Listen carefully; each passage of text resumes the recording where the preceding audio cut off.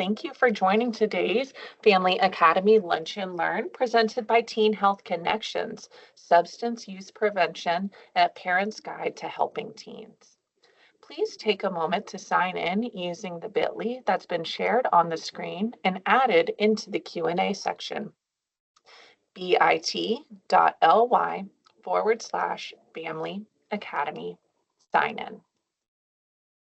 If you're in need of translation supports on today's call, please select Captions from the top of your screen, top right-hand corner.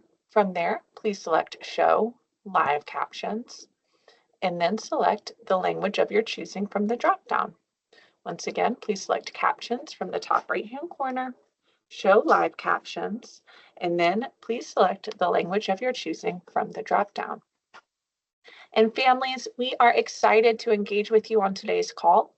If you have any questions, please submit them using the Q&A feature. You'll select Q&A from the top right-hand corner of your screen, and a text box will appear. Our Q&A section will be monitored during today's call, and all questions will be answered at the end. Additionally, we love to make sure that this information is connecting with you, so please use the React feature to share any aha moments, thumbs up, or wow opportunities so that we can make sure that today's content is meeting your needs. And at this time, I am excited to turn it over to today's presenter, Ms. Chris Hawkins, Parent Education Coordinator from Teen Health Connections. Thanks, Molly. And good afternoon, everybody. Again, I'm Chris Hawkins with Teen Health Connection, and I know everybody's really busy, so I just want to thank you up front for making time to be here. So this workshop's going to address the real day-to-day decisions that you face with your teen. And my goal today is simple: to equip you with practical tools and strategies to up the odds that your teen will be happy, safe, and successful. So we'll talk about prevention, what to look for, and just how to respond when you're worried. And if you joined me for the last session, you'll remember that I've had moments as a mom where I parented from fear, and to be honest, that made parenting and life in general really hard. And I've also walked through substance use in my own family. So I just want to remind you that today is not about perfection. It's just about being intentional, making connection with our teen, being aware and prepared, protection and safety, and remembering that small steps matter. If you have a phone, there will be a QR code at the end of this training that will take you to a post survey, and it's really brief, less than 30 seconds. But your responses give us a really important feedback that's necessary in order to continuously improve. Definitely voluntary. But my contact information is also on one of the last slides, so feel free to take a picture of that too, and reach out to me anytime. I came to Teen Health Connection as a parent first myself, so I know how comforting it is to realize that you're not alone on your parenting journey and that someone else really does care. And first, before we jump in, just a quick appreciation. Our partnership with the Mecklenburg County ABC Board helps make workshops like this possible.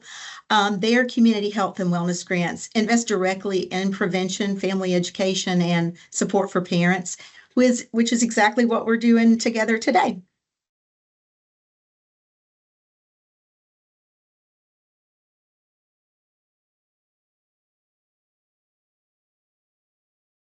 And in 30 seconds on who we are, Teen Health Connection is a comprehensive adolescent medicine behavioral health clinic serving ages 11 to 25. So we offer medical care, cough, cold, flu, all those things, but also then, things that are specialized towards adolescents, sexual health, all those things. And then we offer therapy. We have 11 therapists. They all specialize in adolescent issues, depression, anxiety, eating disorders, anything that might be trauma, all those things. And we also, offer the parent education and community outreach with our teens as well as parents, all designed, to really just strengthen family connections. And if you need resources or parenting support, just remember to connect with me after. And then here's our roadmap for today to understand why the teen brain is wired for risk taking. We're going to review current trends in teen substance use, big picture, not scare tactics, practice 3 parenting strategies that reduce risk and support well-being. We're going to explore simple safety steps that you can use at home. Recognize warning signs, and know where to turn for help if you feel that's necessary in Charlotte. So I want you to take just 10 seconds right now to set an intention for today. What's one thing that you're hoping to walk away with?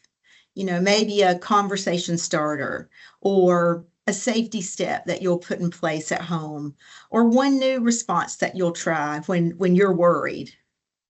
Now, I want you to hold that in your mind because when we set intentions, we're more likely to follow through.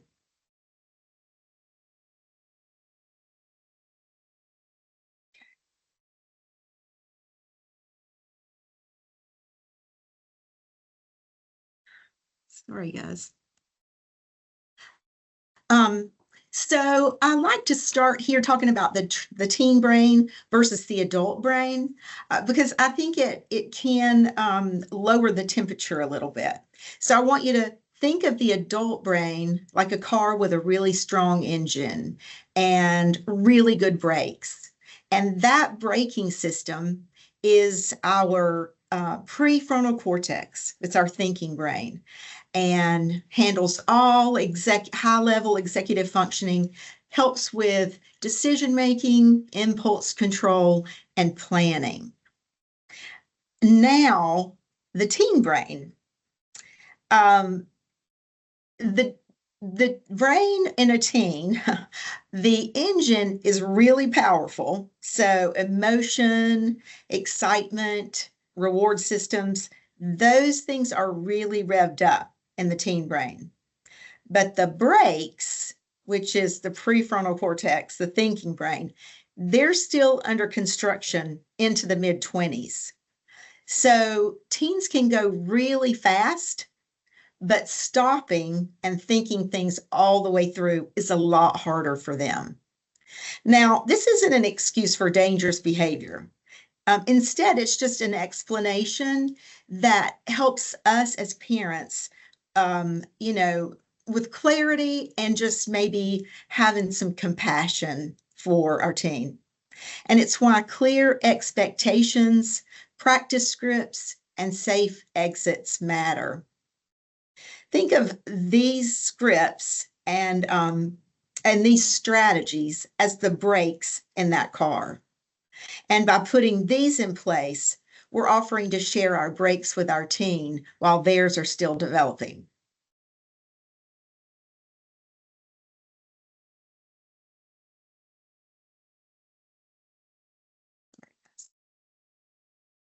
Okay. So 3 forces make risk-taking more likely in adolescence. Number 1, brain development. So planning and impulse control are still maturing. Number 2, rewards feel more intense and more pleasurable than they do for adults. The teen brain craves excitement and immediate payoff. So that's really important for us to remember. Also, when we're thinking of the teen brain, when they are with peers, this also really has the ability to, increase dopamine production. That really, hormone that produces joy. And then here we go. Peer influence is number 3. So social belonging is literal oxygen for our teens. And I think that's really important for us to remember. So what does that mean for us as parents? Well, it's important for us to model calm. We set predictable boundaries and we coach teens on how to say no in a way that can save face with their friends. We don't just say, don't do it, right? We rehearse how to opt out without losing social standing. So think of your teen's friend group. And I want you to think of maybe who the leader is in that friend group, in their circle. This can be a game changer for your teen if you help them anticipate the dynamics of their group. And do this, at your earliest opportunity, because this practice can really change choices in real time. And role playing is great, to do with your teen to help prepare them for those situations.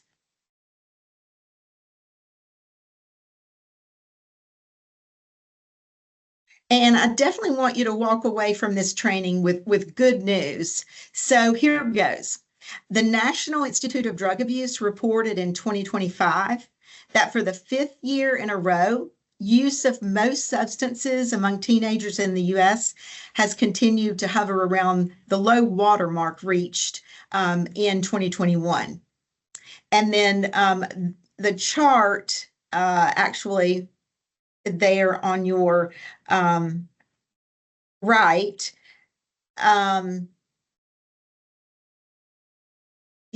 Shows that 41% of seniors reported using alcohol in 2025, and 26% of seniors reported using marijuana, and then 20% of seniors reported using nicotine.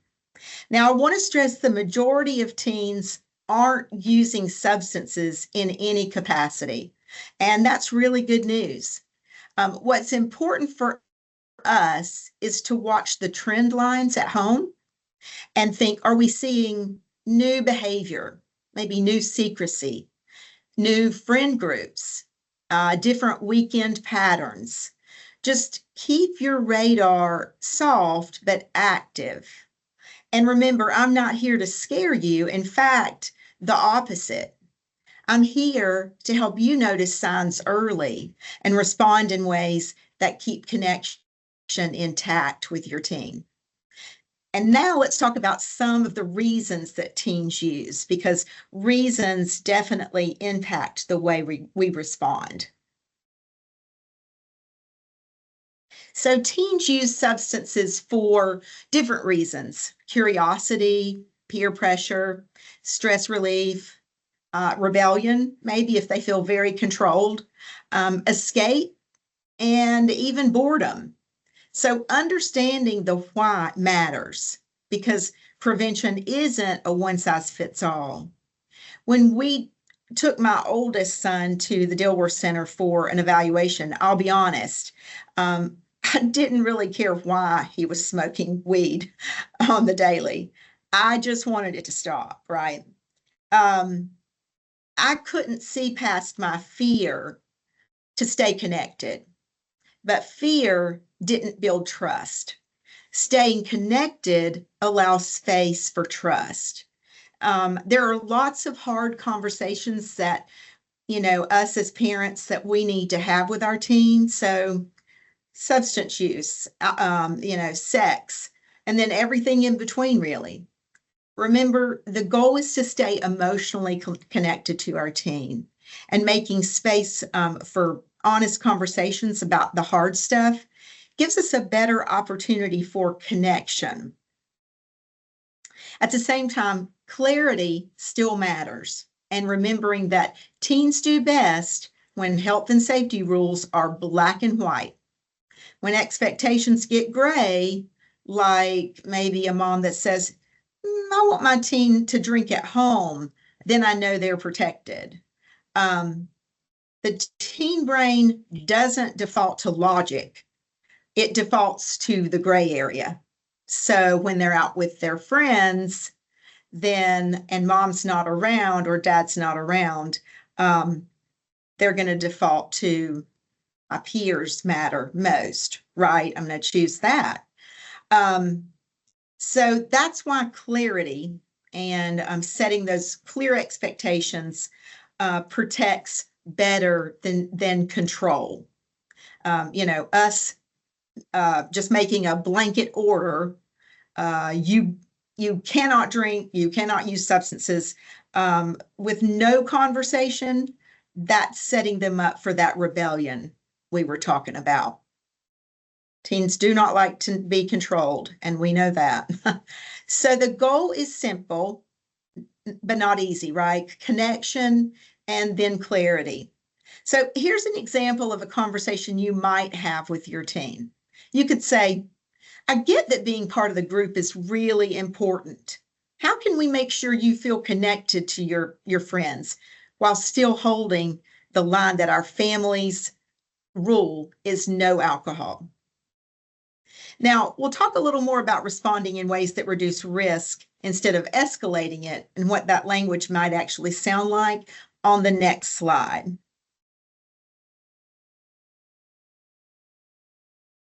Prevention is a series of age-appropriate conversations, not one conversation that you say for a special rainy day Saturday. Like between 8 and 10, you can be having conversations, appropriate developmental conversations with your 8 to 10-year-old. You just want to keep it simple and health-based, like our bodies are growing, or we only take medicine from a parent or a doctor, or some things can hurt our bodies, so we want to protect them. Between 11 and 13, talk about peer pressure and brain basics. So you might want to say, you're going to hear things at school. I'm not here to judge you, but I'm here to help you think those things through. Or you could say, your brain is still wiring up those brakes. So let's plan ahead. And then between 14 and 16, connect choices to goals and consequences. You could say, I know you care about like sports or music or your job. Some choices can throw those things off. So let's map out how to keep you on track, both with your friends and then making sure you're safe as well. And then between age 17 and 19, we're going to want to emphasize personal responsibility and safety planning. Once they're this age, they're going to be out of your home and at college or really want to give them space to, at that point, we want them making some decisions on their own responsibly, but we want to guide them towards those responsible, safe decisions. So you might want to say to your 17-year-old, you're making adult decisions and we respect that. We also want to be your backup, not your judge. Just remember that if you ever need help. So let's do a quick activity. I want you to pick your tween or teen's age range in your mind, and let's help you create a conversation starter using all the reasons teens use from the last slide. Now, it doesn't have to be long, 1 or 2 sentences, but remember to try and start the conversation at a time that your teen doesn't feel threatened. Here's one to use if your teen is feeling the pressure to fit in. You could say, what do you notice about how your friends handle alcohol at parties or drinking at parties? And how do you feel about that? Here's one to use if your teen is looking for stress relief. So you could say, when you're stressed, what helps you feel better? Let's talk about some healthy ways to handle that, because in our family, substances aren't part of the plan. If your teen's expressing curiosity around substance use, like you could ask them, what have you heard about vaping or drinking? And what's your take on it? Or you could say, if you're curious about substances, let's talk about it. What's true and what's not. I've been where you are. And I want you to have a better understanding of why our family rule is no use. And lastly, if things have escalated like they had with me and my family, and you're dealing with some rebellion or a need for independence, here are a couple of conversation starters. And remember, the sooner you can start the conversations, the better. Um, but you might want to say, hey, listen, I just want you to know I've noticed some changes in your behavior, and I'm a little worried. Can we talk about that? Um, Once your teen knows, they're going to keep asking me about this. It's going to trigger that, oh, well, they're not going to let this go. But they'll also know that you really care. And you hopefully will feel a little shift as it becomes part of normal conversation. But you might have to go through some awkward, phases. Just remembering that the more consistent you are, the less awkward it is. So let's see some emojis around the conversation starters that you're thinking about. Were they helpful? Thumbs up, not helpful, thumbs down. Okay. And let's see. So, but if there's one protection that I'd bottle and hand out, it's a connected relationship with your team.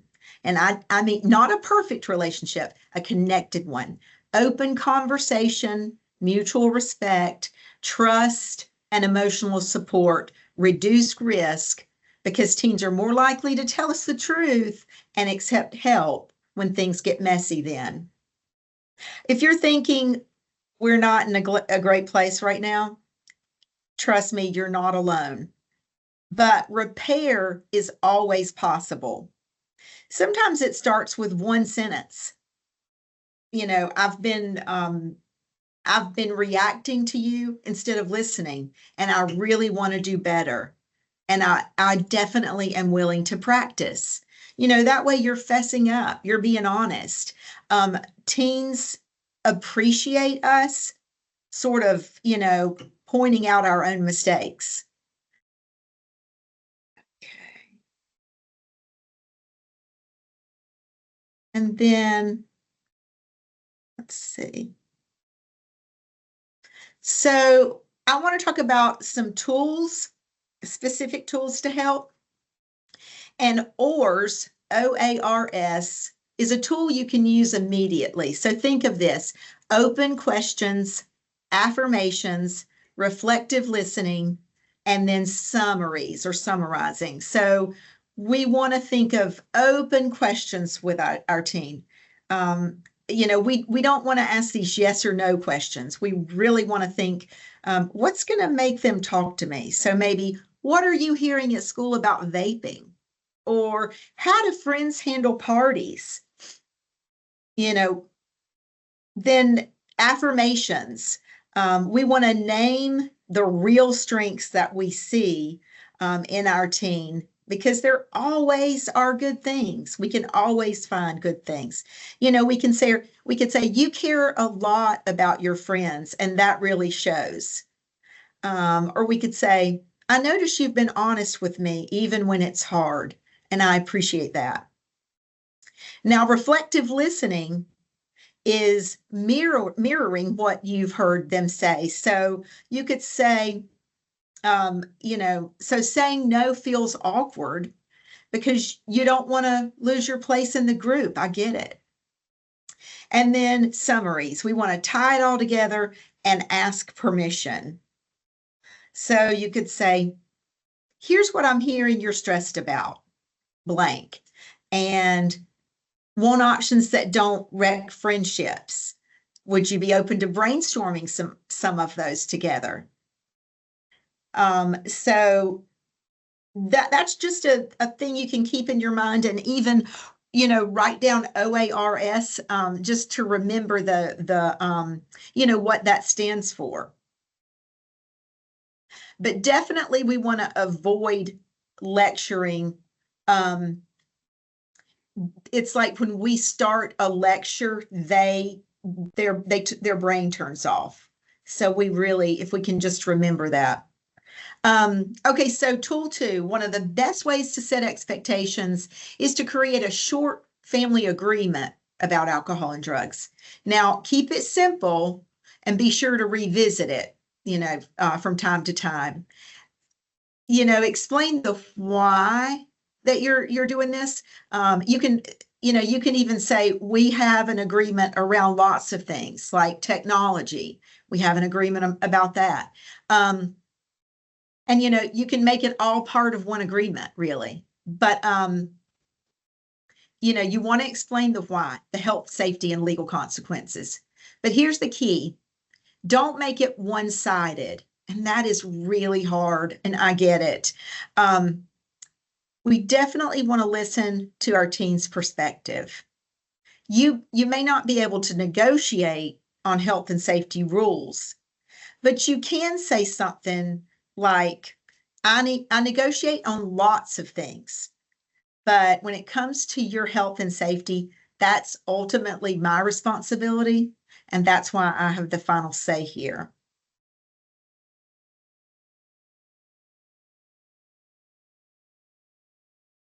The best time to practice is before the moment, right? So tool number 3 is going to be, we're going to talk about refusal skills. So we want to keep it simple and real for them. So you could say to your teen, well, just say no. How might that look? Nah, I'm good. And if if they feel comfortable with the friends that they're with, maybe that's enough for them. They could give a short reason. Nah, I'm good. I have early practice tomorrow. Or nah, I'm good. It's not my thing. Remember, we're practicing these with our teens, right? We're not just going to throw them out there and say, use these. Just like with us, when we're practicing, I always say, conversations around sex with our teens, if it's embarrassing for you, go in front of a mirror and say it over and over and over again, right? Until it's, it sounds completely normal. So we want our teens to know that the more they practice that repetition, they'll really feel more confident asserting those boundaries. They could suggest something else. So they could say, let's hit cookout instead. Or no, let's go shoot some hoops. Another good refusal skill is give permission to blame you. Nah, my mom totally tracks my location. She's intense. Or nah, my dad, he worries about me. I don't want to freak him out. We can also use humor. You could tell your teen humor's a great thing if that's sort of their personality. They could say, I already have a brain. I kind of want to keep it. And depending on their personality within the group, that might work. So this is a great spot for role playing. And if we were in person, we would do that as a group. But since we're not, I want you and a friend or your partner to think about role playing these things together before you present them with your team. And then get creative. I want you to let your team come up with their own ideas as well.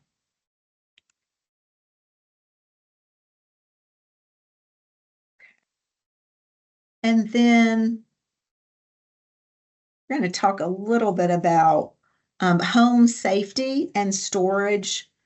So lock and monitor is something we all need to be thinking about with our alcohol and even our over-the-counter drugs. So remember to secure prescription meds. Even you might want to do over-the-counter meds and secure your alcohol. And if anybody wants to contact me after, I have these liquor locks for your wine bottle that you can just put on your wine bottle and set a little lock.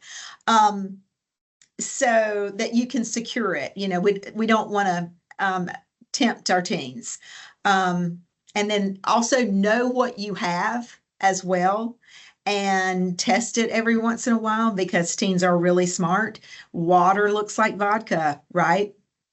Number two, dispose. So we want to drop off unused meds at take back events or boxes. And, skip the just in case stash maybe. And then three, that family agreement and that ride plan. That's, always important to say to them, I will always be a ride for you.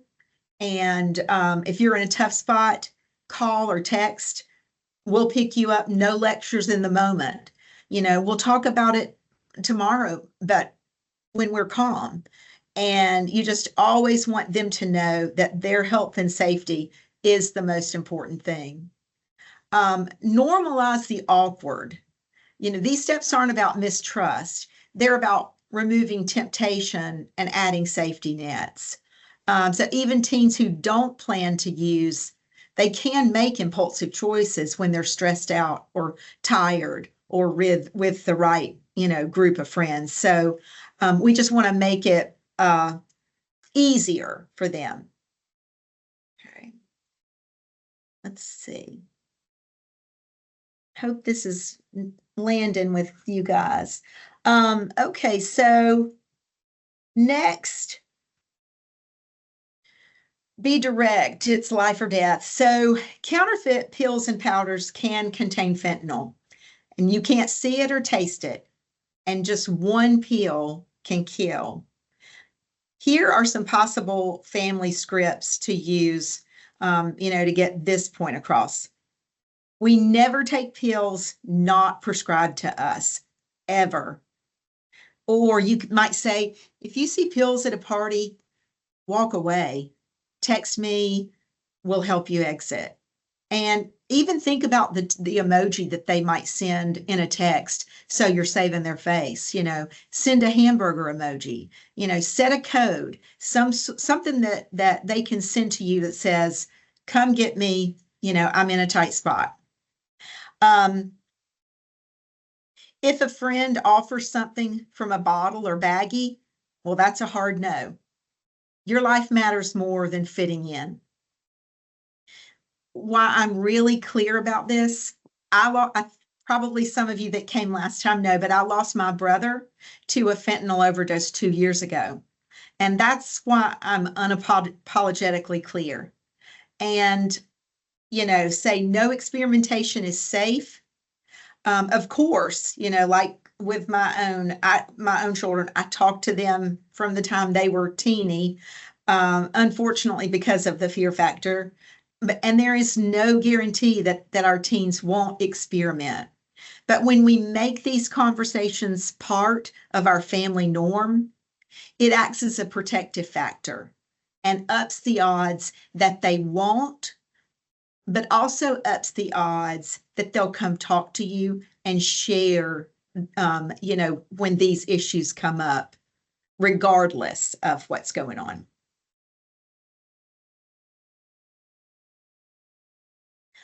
So naloxone is really a life-saving tool. I'm sure that a lot of you have heard of it, but it can reverse an opioid overdose, and it's a nasal spray, and it's really simple. So you just spray it in one nostril and then call 911 and you stay with the person. But in some families and in some, places, they just have it on hand. If you suspect an overdose, if you notice slow or stopped breathing, blue lips, unresponsive, then use it and call for help. Because if you're wrong, naloxone won't harm someone who isn't on opioids.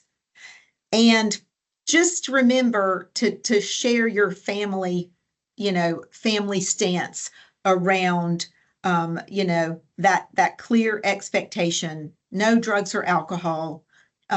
Drugs and alcohol are illegal, and alcohol is illegal till you're 21. Just be clear with them. And if you do keep the naloxone at home, be sure and explain to them what it is. You know, you never know, like if a friend is, you know, around or what's going on, to just be mindful. And when stress is high and sleep is low, risk goes up. You know this, think about your own decisions after 5 hours of sleep, right? So for teens, try talking a little bit about routines. And this is also remembering that it is a good thing to let teens catch up on their sleep. But if you can keep your teen on a routine during the week, that's great. Aim for 8 to 10 hours of sleep a night. It is hard since high school starts at 7:15 in the morning for our teens. So we have to remember, you know, on the weekends, they really may need to catch up. And that's important to remember. Movement, even a short walk, helps us regulate our mood. And mindfulness, simple breathing or quick guided practices that lower anxiety. I used to tell my boys there's an exercise where you plant your feet on the ground. They had ADHD and some stress around tests. And so I would say just plant your feet on the ground and then your hands on the wall and just push as hard as you can, you know, just contract those body muscles as hard as you can and then relax. That helps your body relax too. We're telling our muscles to, you know, relax and bring it down. Now, if sleep is a struggle, then you might want to collaborate with them and just say, let's try one small shift this week and let them give you some things that might work. You know, you might say, my suggestion would be the phone out of the room or a consistent lights out. But remember, let them offer suggestions too and remind them that this isn't about perfection, just about consistency and, you know, really patting yourself on the back for small steps because small steps can stick. Okay, let's see. So red flags, is my teen at risk? Let's see. Here are 6 warning signs to watch for. None of these alone prove substance use, so don't panic. Just remember that patterns matter. So if you recognize or notice sudden behavior changes, mood swings, they're being more secretive, they seem withdrawn, they're not doing things that they used to enjoy, their grades are falling. A new friend group, especially if the friend group is riskier, or behaviors show up, you know, loss of interest, yeah, like in the activities that they used to love. Oh, sorry, guys.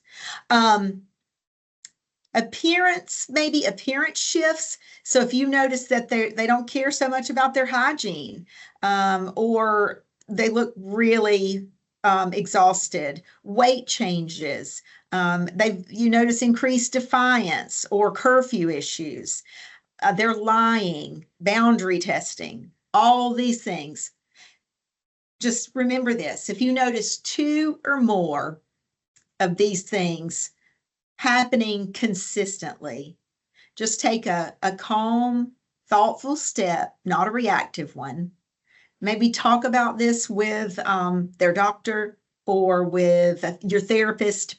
And remember, it's easier said than done, I know, but helpful if we can move forward and just earlier rather than not, you know, we can seek professional advice. It doesn't hurt if everything's fine, right?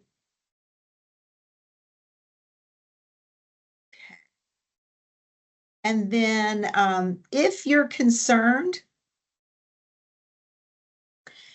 remember these 3 words: short, sticky, and calm. So when emotions run high, our stress response kicks in, our working memory drops. Remember that lectures and long explanations don't stick. not for us, and definitely not for our teens. So we want to keep our message short, easy for them to remember, sticky, memorable, and calm, that helps regulate not only our teen, but regulate us as well. So let's think next steps. Schedule a confidential health visit with a teen-friendly provider. They can screen and support without shame. And ask about SBIRT, expert screening, brief intervention, and referral to treatment. And remembering that early help matters. Again, if you're early and nothing's wrong, no harm, no foul. And then create a safety plan. Reduce access at home, reinforce the ride plan, and set short-term guardrails. You could say, for the next 2 weeks, we're tightening check-ins. It's temporary and safety focused and about rebuilding trust. It's not about punishment. So you might want to say that. Reminder, you can be kind and still hold firm boundaries. Teens feel safest when adults are predictable. And remember, I say that as a recovering permissive parent, and it is hard to hold boundaries, but when you do, boy, does it feel good.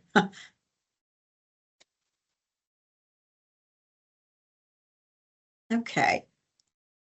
And then just this is something that will be good for you to remember too. Pause, stay calm, respond, don't react. So when emotions surge, scripts can help you respond.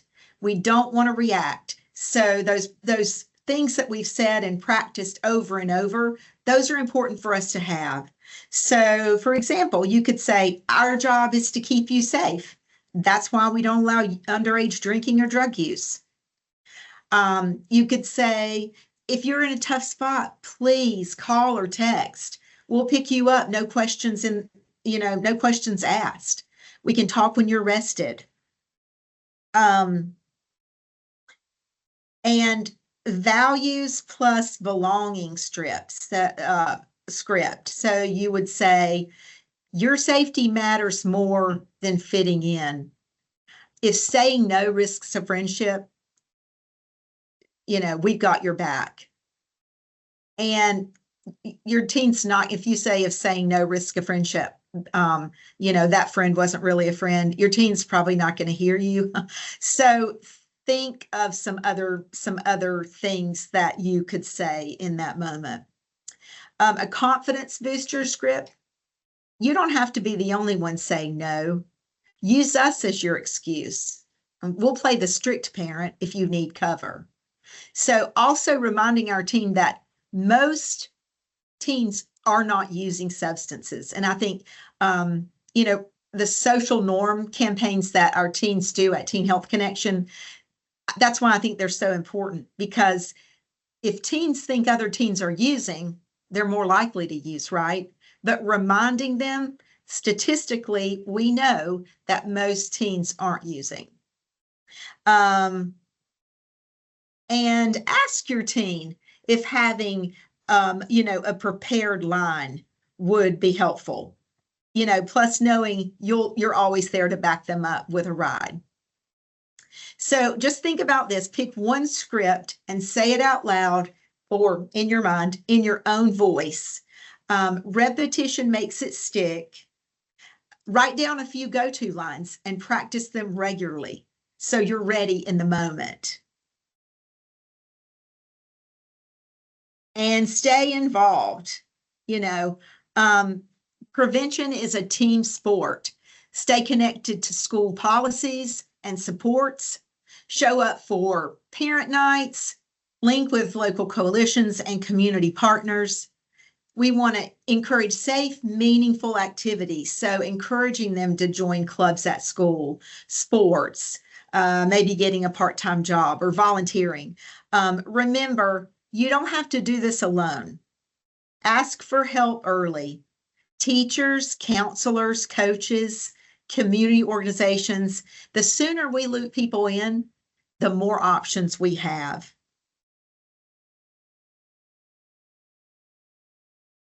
Okay. And then substance use, these are just some resources in Charlotte that I've combined for you here. Local resources in and around Charlotte for prevention, early intervention, outpatient, and residential support. You can always start with Teen Health Connection or any of these partners. Remember, if you want a warm handoff or reach out, please, to me. I'm always here. And again, I have been through this and, know how scary it can feel. It was a really stressful time, but where we went couldn't have been more helpful. And I'm so grateful that they were there when we needed them. So just snap a photo of this slide if you want. If you're not sure where to start, pick the one that feels most approachable and just say, I'm a parent looking for some guidance. And then remembering, this is the most important one. The good news is parents really are the most important influence on a teen's decision about drugs and alcohol. We may think not, but research bears out that teens report that. So your voice, your modeling, your follow through, it really does matter. Offer factual information on alcohol and drugs to your teen.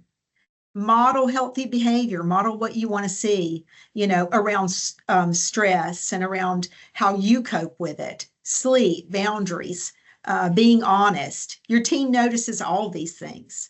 Be clear that underage use is off limits and explain why. Revisit this often and stay involved and keep learning. Remember, this is an ongoing conversation. There are no guarantees, no, but there is always hope. Teens grow up, families heal, small, consistent steps add up. Now, I have a QR code here on the screen. This is if you want to stay connected and subscribe to our newsletter. If you'd like ongoing tips or information about events and resources, you can scan that QR code.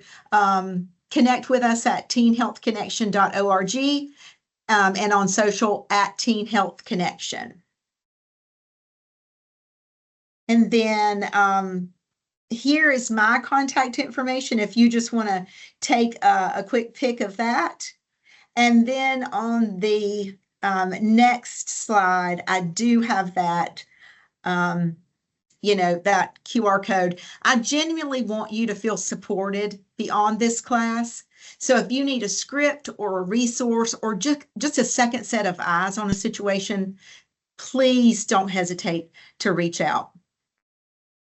And then here is that QR code. And if you have 30 seconds to complete it, that is great. It is voluntary, but it really does help me to know just how to get better and what to improve, because I want to offer the best programming for you guys. And I really appreciate your time and you being here, and I'll turn it back over to Molly. Families, thank you so much for your engagement in today's Family Academy Lunch and Learn Substance Use Prevention, What Parents Should Know with Teen Health Connections. A special thank you to our fabulous presenter, Ms. Chris Hawkins, for sharing such valuable information, very actionable items. I know that I am prepared to navigate some of these conversations with those tricks, tips, and best practices. Thank you for your time and engagement, families. If you have any follow-up questions, please feel free to reach out to Teen Health Connection or the Family Engagement Department. We hope to see you soon.